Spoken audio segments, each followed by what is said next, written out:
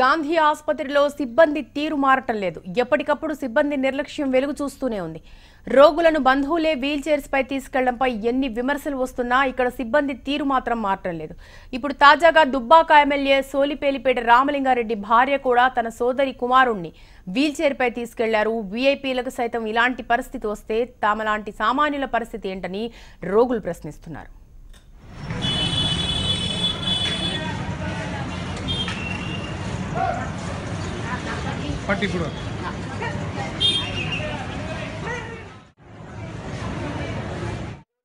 గాంధీ ఆసుపత్రిలో సిబ్బంది తీరు మారటం లేదు. ఎప్పటికప్పుడు సిబ్బంది నిర్లక్ష్యం వెలుగు చూస్తూనే ఉంది. రోగులను బంధువులే వీల్ చైర్స్ పై తీసుకెళ్లడంపై ఎన్ని విమర్శలు వస్తున్నా ఇక్కడి సిబ్బంది తీరు మాత్రం మారటం లేదు.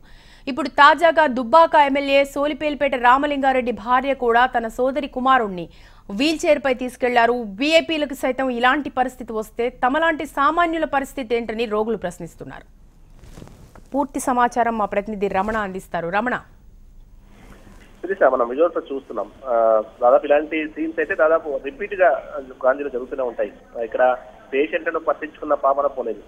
వీల్ చైర్లు ఉంటాయి, సిబ్బంది ఉంటారు, కానీ వారిని లోపలికి తీసుకెళ్లే ప్రయత్నం అయితే ఎవరు చేయరు. కనీసం నడవలేని స్థితిలో ఉన్నటువంటి పేషెంట్ రోగులను ఖచ్చితంగా అక్కడ ఉన్న సిబ్బంది లోనికి తీసుకెళ్లి వారికి సంబంధించిన వార్డులో చేర్పించాల్సిన బాధ్యత, కనీస బాధ్యత వారికి ఉంటుంది. కానీ ఇక్కడ అలాంటి దృష్టిలో సీన్ అయితే ఉండదు. అయితే మనం చూస్తున్నాం, ప్రస్తుతం సాక్షాత్ ఒక ఎమ్మెల్యేకి సంబంధించిన భార్య అక్కడికి వచ్చినప్పుడు కూడా పట్టించుకున్న వారు లేకపోయారు.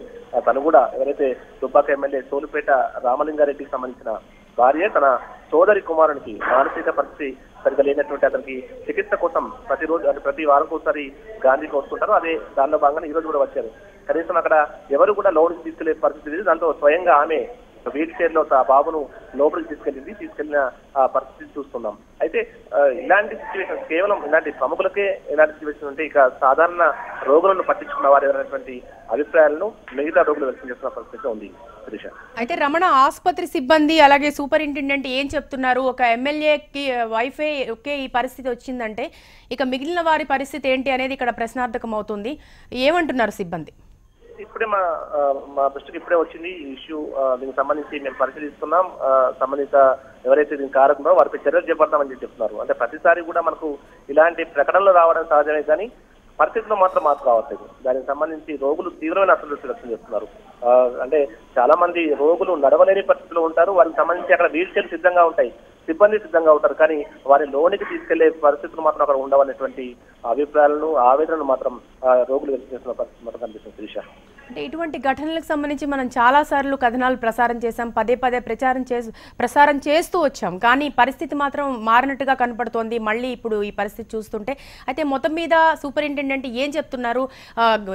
భవిష్యత్తులో ఇటువంటి రిపీట్ కావు అనే ఒక హామీ ఏమైనా వచ్చిందా? అంటే ఇప్పుడే ఆయన మాట్లాడుతున్నారు.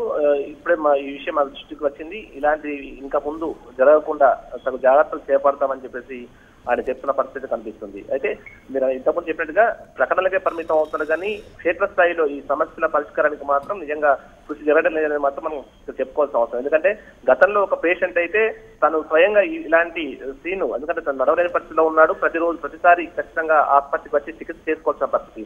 అయినా తనకు ఎవరు కూడా ఇక్కడ వీల్ చైర్ ఇవ్వకపోవడంతో అసంతృప్తి వ్యక్తం చేసిన అతను తన అసంతృప్తిని ఒక చిన్న సైకిల్ పైన తానే స్వయంగా లోనికి వెళ్లి తన అసంతృప్తిని వెళ్ళగట్టాడు. అది మీడియాలో వైరల్ గా మారింది. చాలా పెద్ద ఎత్తున విమర్శలు వ్యక్తమయ్యాయి.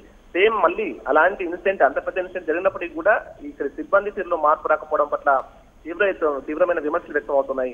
కనీసం ఇప్పటికైనా అధికారులు స్పందించి ఇక ముందు భవిష్యత్తు ఇలాంటి పొరపాటు జరగకుండా చర్యలు చేపట్టాల్సిన అవసరాన్ని కూడా వారు చెప్తూ ఉన్నారు. Right, thank you Ramana.